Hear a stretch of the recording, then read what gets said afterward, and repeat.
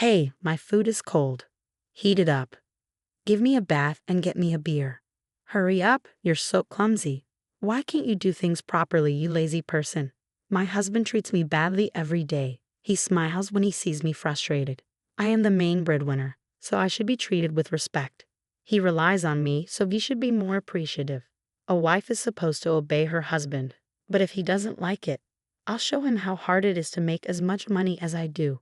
He's not the same as he used to be. I can't take it anymore. I'm leaving him. But he just said I'd come back soon since I don't earn money like him. What a ridiculous thing to say. He'll realize how wrong he is soon enough. I'm Kim, a regular housewife. I've been married for 5 years. My daughter, Sarah, is still a handful, but I'm happy being a mom. My husband, Bill, and I met at work. He worked in sales, and I was his assistant. He was the one who chased after me, and I gave in because I liked how he treated me. He promised to make me happy for life. After he proposed, he asked me to quit my job and become a housewife. My mom was a housewife and my dad worked. I wanted to have the same kind of family. He wanted me to support him as a traditional wife, and I believed his promise to support me, so I quit my job. But looking back, those were just empty words. Bring me a beer. Bill always sits in front of the TV, giving me orders with just a gesture. If I'm slow, he slams the table. Soon after we married, I saw his true nature. He treated me like a servant, even though workplaces don't expect women to serve drinks anymore. In his family, the wife was supposed to quietly obey her husband. I didn't know much about his parents, but it seemed normal to him that a wife should serve her husband like a slave. Why is my dinner cold? You should always have hot meals ready for me, no matter how late I get home. You should know that by now. I can't help when I'll be home. Why don't you get it? I'm the one who earns the money.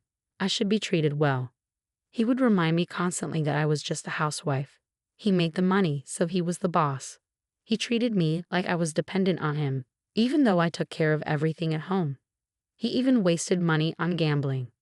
Did you gamble again? I told you to stop. Mind your business. It's my hobby. Sarah is still young. We need money for her care and for her education. I can't even buy her toys if you keep losing money. You need to manage things better. You're the one who stays home, so you should make sure we don't run out of money. Shut up. I can spend my money however I want. Don't tell me what to do. You're just a housewife. He yelled at me every day, and I didn't want Sarah to hear us fight. I tried to be patient, but one thing pushed me too far. I came home one day and noticed my closet was open. I had closed it before leaving. I checked and realized one of my bags was missing.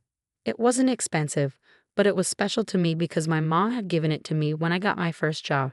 She knew how hard it was for me to find a job, so she gave me a designer bag as a gift. I'd always treasured it because it reminded me of her love and support. When I asked Bill about the missing bag, he casually said, "Oh, that bag. I sold it online." Why? Because you think I spent too much for a housewife. It was a designer bag. Worth a lot. You're wrong. Anything bought with my salary belongs to me. A housewife has no say. If I want to sell it, I will. You're awful. I have my own life too. What life? You made me stay home with Sarah while you went out to meet your friend. You bought more things we don't need, didn't you?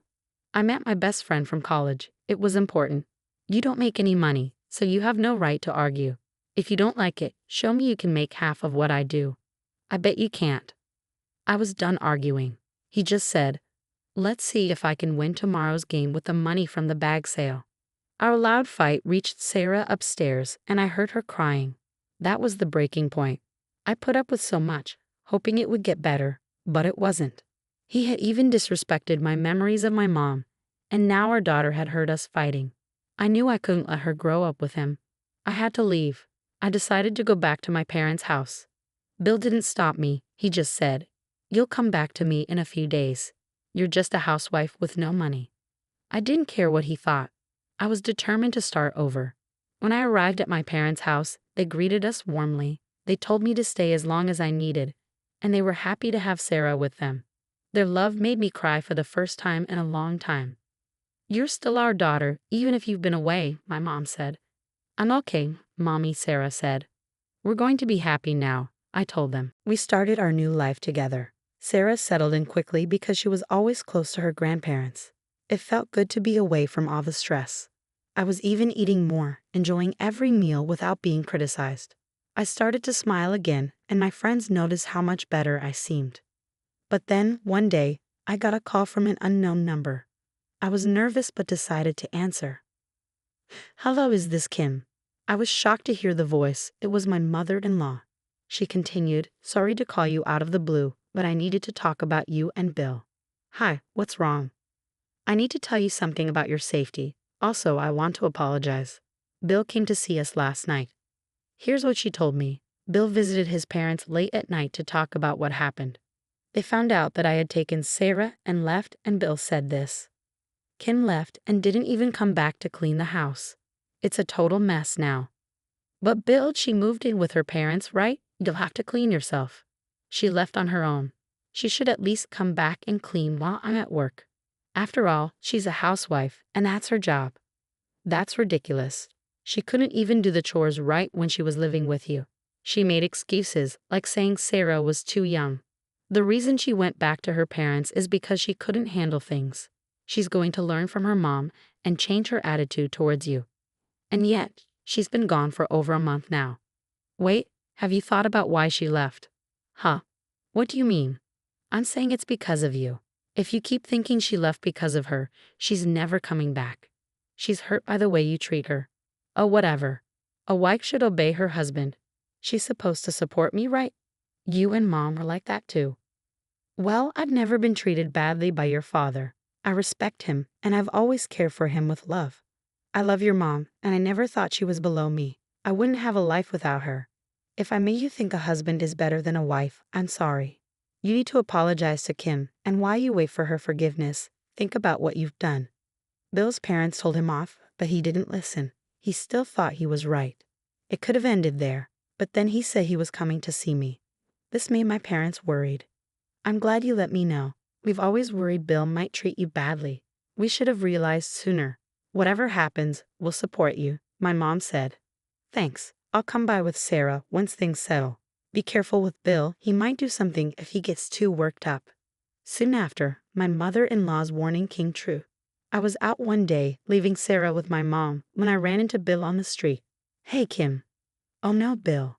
He looked a mess. His shirt was worn, and his suit was wrinkled. I used to take care of his clothes, but now he looked unkempt. "What are you doing here?" That's my question. What are you doing out here in the middle of the day, leaving Sarah alone? And look at you, all dressed up. Don't tell me you're meeting some guy. You look like an Avon sales lady. "I'm just meeting a friend. It's none of your business." "It is my business. I'm your husband. You probably bought those clothes with my money. Don't talk back to me." He was back to his usual behavior, but I didn't have to take it anymore. "I bought these with my own money. My makeup and shoes too. How can I spend your money when we're not even together anymore?" "Well, wait, you were wasting money. That's why I got this stupid bill in the mail." He waved a paper in front of me. "Credit card payment. It wasn't paid from my account. This never happened before you left." All right, I got it. There wasn't enough money in his account, and the bank couldn't process the payment. Bill blamed me for spending all the money. His narrow-minded thinking was almost pitiful. What's wrong? I just couldn't help but feel sorry for him. He's so stupid. Stupid? How dare you? Yeah, you bring home the money, but you're too dumb to track your spending. I swear I never touched your money. Even if I wanted to, you don't make enough to do that. It seemed like Bill still didn't understand, so I explained. Your salary was never enough. It wasn't an issue for us to live on $4,000, but it became impossible because of your gambling. My gambling? You were the one losing big sums, and then you had to gamble again the next week. No money left in the account. I was covering the shortfall. What do you mean covering it? How could you make that kind of money? You're just a housewife. Stop saying vulgar things. I worked a normal job. You thought I was just a housewife, but I was doing freelance work. My best friend from college helped me get into translation consulting. I worked from home, balancing it with household chores. I even went out for business meetings. My stupid husband never knew. Can you really make that much money doing that job? Finally, Bill seemed to believe me, looking pale and shocked. I proudly replied, "At first it was very little. It's all about experience." But I stuck with it. And now I've earned big projects. This month I've made $8,000. 8,000. My salary is double yours. That means I'm above you, right? Well, you may make more, but I do all the housework and handle my job. Can you imagine how hard that is? You just work and gamble. He seemed to shrink in embarrassment, but then unexpectedly he dropped to his knees. I'm sorry. I had no idea you were covering for me. Covering for you? No, I did it to escape you. Please come back. The house is a mess without you. I don't know how to dress, and I'm tired of takeaways. You still see me as a housewife, don't you? Seriously? You never learn.